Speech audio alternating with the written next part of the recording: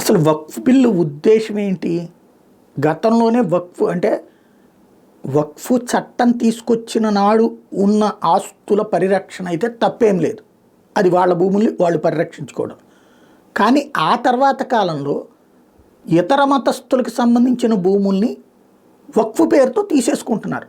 అది గుడ బడ ప్రభుత్వ ఆస్తి ఏంటి అంటే అది గతంలో ఏ అక్బర్ ఉన్నప్పుడు ఏ బాబర్ ఉన్నప్పుడు ఎవరికో ఏనాంగా ఇచ్చాడు, ఆ ఏనాం తీసుకున్నటువంటి వాళ్ళ కుటుంబం వాళ్ళు, వాళ్ళ కుటుంబం వాళ్ళు అంతకు ముందోళ్ళు దాన్ని వక్ఫాస్తి కింద ప్రకటించారు అని నోటితో చెప్పినా చాలు తీసేసుకోవచ్చు అన్నటువంటి విధానాన్ని అడ్డుపెట్టుకుని భారతదేశంలో హయ్యెస్ట్ భూములు ఉన్నటువంటి స్థాయికి వక్ఫ్ వెళ్ళింది. అసలు వక్ఫ్ పెట్టిన ఫస్ట్ పర్పస్ ఏంటి?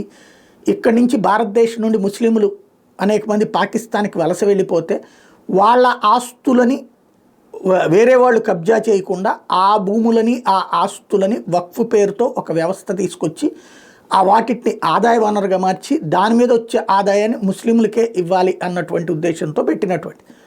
కానీ ఆ రోజున ఉన్నటువంటి భూమికి 10 రెట్లు ఆ తర్వాత కాలంలో ఎలాగ దఖలైందంటే తర్వాత తీసుకొచ్చిన వక్ఫ్ చట్ట సవరణని అడ్డుపెట్టుకుని వాళ్ళు ఏది క్లెయిమ్ చేస్తే దానికి సంబంధించి అది వాళ్ళది కాదు అని నిరూపించుకోవాల్సిన బాధ్యత సదరు భూ యజమాని. ఫర్ ఎగ్జాంపుల్ ఇప్పుడు మన ఇల్లు వక్ఫ్దని కనుక వక్ఫ్ నోటీస్ ఇస్తే అయ్యయ్యో కాదని చెప్పి మనం వెళ్ళి వాళ్ళ ట్రిబ్యునల్లో క్లెయిమ్ చేయాలి.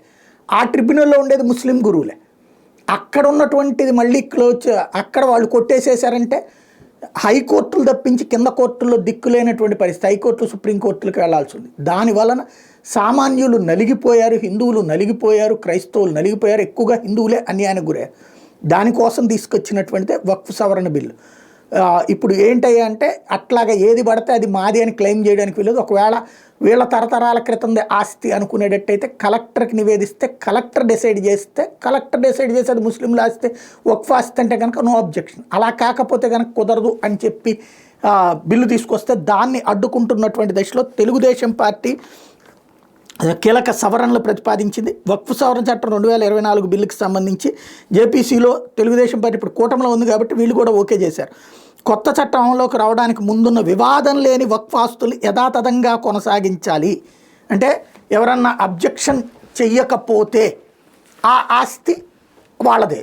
అసలు అడిగింది దీంట్లో కొత్తగా వీళ్ళు సవరణ ప్రతిపాదించేది ఏముంది? అందులో వివాదం ఉన్నటువంటి భూములదే కదా ప్రభుత్వం చెప్పేది కూడా. వివాదం లేని భూములు వాళ్ళకే ఉంచాలని మేము ప్రతిపాదించాం, తద్వారా ముస్లింలకు న్యాయం చేశాం అన్నటువంటి విషయాన్ని ఇక్కడ హైలైట్ చేస్తున్నాం. ఎందుకంటే ఇప్పుడు మెయిన్లీ